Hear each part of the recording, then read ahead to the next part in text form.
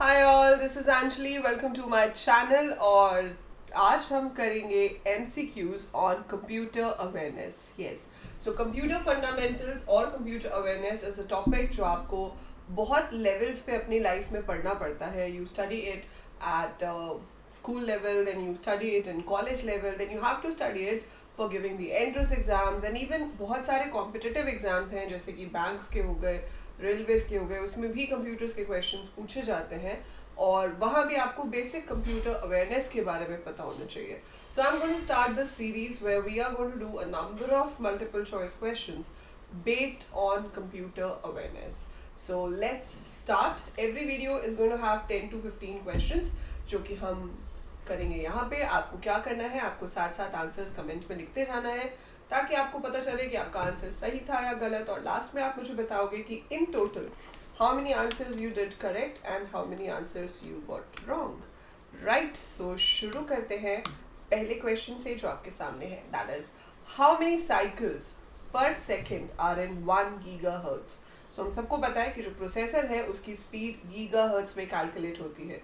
तो 1 गीगाहर्ट्ज में कितनी साइकिल्स, मतलब अगर उसकी स्पीड 1 गीगाहर्ट्ज है तो 1 सेकेंड में CPU कितने साइकिल्स परफॉर्म कर सकता है। That is the meaning of the question and the correct answer आप लिख चुके होंगे। इफ यू टेक टाइम तो आप पॉज करके लिख सकते हो कमेंट्स में, ठीक है। इसका करेक्ट आंसर है ऑप्शन नंबर 3, दिस वन के पीछे 9 zeros, ज़्यादा zeros हैं जितने भी, but that is your correct answer for this one. Which is not an output device. इसमें से कौन सा आउटपुट डिवाइस नहीं है? Which of these is not an output device. बहुत ही इजी क्वेश्चन है, वेरी इजी क्वेश्चन।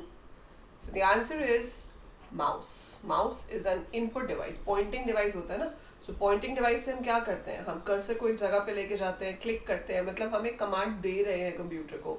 सो जब कंप्यूटर को कुछ मिल रहा है तो उसके लिए इनपुट है, that's why that is an input device. Monitor पे आपका रिजल्ट आता है, प्रिंटर से पेपर पे रिजल्ट आता है, स्पीकर से आवाज आती है। So all those are your output devices. Okay, how many bits are there in a nibble. एक निबल में कितनी बिट्स होती हैं? How many bits are there in a nibble? So answer is 4 bits. So one nibble has 4 bits in it. सबसे छोटा जो आपका collection of bits है वो nibble होता है, ठीक है। Okay, next question. Where does your PC store your program when the power is off? अब आपकी पावर ऑफ हो गई, उस टाइम पे भी आपका जो डेटा है वो तो स्टोर्ड रहता है ना कंप्यूटर में, तो वो किस जगह पे स्टोर होता है? ड्रैम में, हार्ड डिस्क में, कैश में, मॉनिटर में? तो ड्रैम तो कुछ भी नहीं है, डायनामिक रैम कह सकते हो, डी रैम, ठीक है। Cache monitor, so it is saved in hard disk. So hard disk is for permanent storage, जिसे हम secondary storage device भी कहते हैं। So जो भी चीज़ permanently store होती है वो इसमें होती है। RAM और cache तो volatile memories हैं, जब तक power supply हो रही है डेटा रहेगा। The moment the power supply is gone, the data is gone. And monitor तो output device है, उसका काम store करना है ही नहीं। Next question. The capacity of 3.5 inch floppy disk is dash. आप में से काफ़ी लोगों ने फ्लॉपी डिस्क शायद ना भी देखी हो। सो पहले हम डेटा स्टोर करने के लिए फ्लॉपी डिस्क यूज़ करते थे जो 2 साइजेस में आती थी, 3.5 एंड 5.25। सो 3.5 हमने, मतलब मैंने खुद ने 5.25 नहीं देखी है, वो बहुत पुराने ज़माने में थी। 3.5 आई हैव यूज्ड। सो आप बताएंगे कि इसकी कैपेसिटी क्या है, कितना डेटा स्टोर कर सकती है। So it can store 1.44 MB, this one.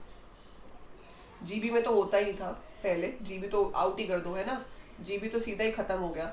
Option बची 1.40, 1.44, so answer is 1.44 MB। Which of the following is first generation of computers. इसमें से फर्स्ट जनरेशन ऑफ कंप्यूटर कौन सा है? And the answer is EDSAC। तो इसकी फुल फॉर्म भी आप मुझे नीचे डिस्क्रिप्शन में लिख के बताएंगे कि क्या होगी, ठीक है। बहुत ही क्लियर क्वेश्चन है ये, very easy question. Second generation computer were developed during, अब यहाँ पे 4 जनरेशन्स दी हुई हैं। 1990 के बाद से जो हम यूज़ कर रहे हैं हम उनको 5th जनरेशन कंप्यूटर्स कहते हैं। सो ये ऑप्शंस मैंने बहुत ही इजी तरीके से दिए हैं। सो यहाँ पे आपको क्लियरली पता चल रहा है 49 to 55 आपका फर्स्ट जनरेशन होगा, this is your second generation, this is third generation, this is fourth generation, और जो हम यूज़ कर रहे हैं 90 के बाद से वो 5th जनरेशन कंप्यूटर्स में आते हैं। Modern computers are very reliable, but they are not dash. They are not fast, they are not powerful, they are not infallible, they are not cheap. So what is the correct answer? Very reliable तो है, ठीक है. So problem क्या है? Cheap नहीं है. So cheap नहीं है, you have to pay obviously a good amount to get a good computer. Next, all modern computers operate on information, floppies, data, word. So her modern computer कोई भी device हो, वो सब चीज़ किस चीज़ पे डिपेंड करता है? डेटा पे. क्योंकि data is the new diamond. आपने ये लाइन सुनी होगी आजकल. सो data is the new diamond. Data processing सबसे इंपॉर्टेंट चीज़ है.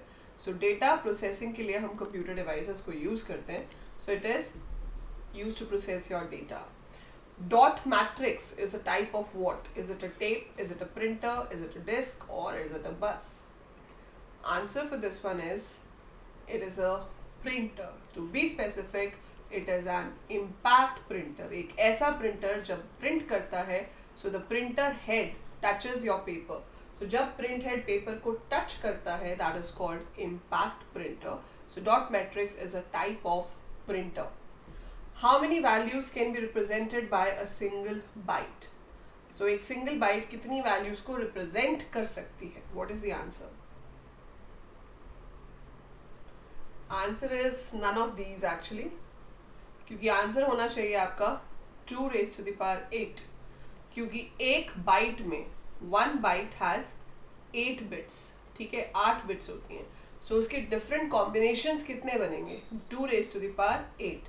सो यहाँ पर अगर 256 होता तो वो आपका सही आंसर होता. सो मेरे स्लाइड टाइप करने वाले ने शायद कुछ गलत टाइप कर दिया है, but it is 256. So how many values can be represented by a single byte? It is 256 values. क्योंकि values कितनी represent होती हैं वो हमेशा number of bits के ऊपर डिपेंड करता है. जैसे सिंगल बिट है तो 2 ही वैल्यूज हो सकती हैं, 0 और 1, क्योंकि 2 raised to the power 1 2 होता है. 2 बिट्स अगर हुई तो 4 वैल्यूज हो सकती हैं, 2 raised to the power 2 4 0 0 0 1 1 0 1 1. 3 हुई तो 8 पॉसिबल वैल्यूज हो सकती है, 4 हुई तो 16 पॉसिबल वैल्यू हो सकती हैं, and so on. Right, so that's how we go with this. चलिए आगे चलते हैं. 1 मेगाबाइट इक्वल्स अप्रॉक्सीमेटली, 1 मेगाबाइट में कितनी बाइट्स होती हैं? एक अप्रॉक्सीमेटली बोला, एग्जैक्टली नहीं बोला. ठीक है, तो अकॉर्डिंगली आप आंसर करेंगे अप्रॉक्सीमेटली. सो अप्रॉक्सीमेटली का आंसर है 1000 बाइट्स, और अगर एग्जैक्टली होता तो 1024 बाइट्स होती हैं. सो 1 मेगाबाइट में, अच्छा मेगाबाइट है नॉट किलोबाइट, 1 किलोबाइट में 1024 बाइट्स होती है. सो यहाँ पे कितनी हो जाएंगी? 1 मिलियन बिट्स और बाइट्स. फटाफट कमेंट्स में लिख के बताओ, 1 मिलियन बिट्स होंगी या 1 मिलियन बाइट्स होंगी?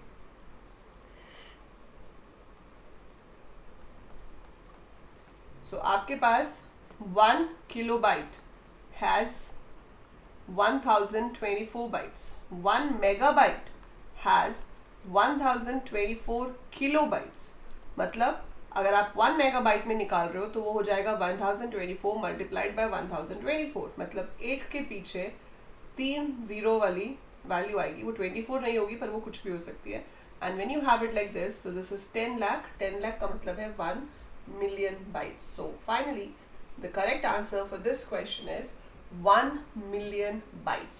So 1 megabyte equals approximately 1 million bytes. Okay, the blinking symbol on the screen is called the dash. अभी जैसे अभी तो मेरे पास इसमें पेन है, बट ये जो सिंबल आ रहा है आपके पास, या जब आप टाइप कर रहे होते हो एक ब्लैक लाइन होती है जो ब्लिंक कर रही होती है ना? जब हम टाइप कर रहे होते हैं तो जहाँ पे वो ब्लैक लाइन ब्लिंक कर रही है वहाँ पे जाके टाइप होता है, उसको क्या कहते हैं? What is it called out of these options? So it is called cursor. Cursor is the position where we type anything in the Word or Excel or whatever software you're using. The personal computer industry was started by. This is a question जिसका answer मैं आपको नहीं बताऊंगी. ये आपका homework है. Find out करो, find it out and write in the comments. And same way for this one. Which of the following is not an output device? This is again easy one. But still you have to find out which of these is not an output device. तो ये 2 questions ऐसे हैं जिनके मैं answers आपको नहीं बता रही हूँ। I am keeping it for you. आप इसको फाइंड आउट करेंगे और आप नीचे अगर आता है तो अभी के अभी कमेंट करेंगे। So write in the comments answer for question number 14, answer for question number 15। 15 is a straightforward question. 14 का मैं आपको बता देती हूँ। पर्सनल कंप्यूटर इंडस्ट्री, मतलब जो हम डेस्कटॉप खरीदते थे ना पहले, वो इंडस्ट्री सबसे पहले किसने शुरू की थी? सो पर्सनल कंप्यूटर बेचने किसने शुरू किए थे सबसे पहले? That is the question. ठीक है, so go ahead, find the answers and write in the comments below. और 13 में से आपके कितने करेक्ट थे वो जरूर नीचे कमेंट्स में लिख के बताना, that how many you got correct out of 13। That's it for this video.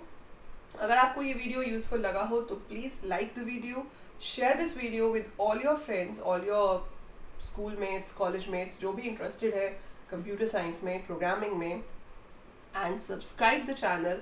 It's all free and यहाँ पर आपको बहुत कुछ सीखने को मिलेगा regarding many of the programming languages.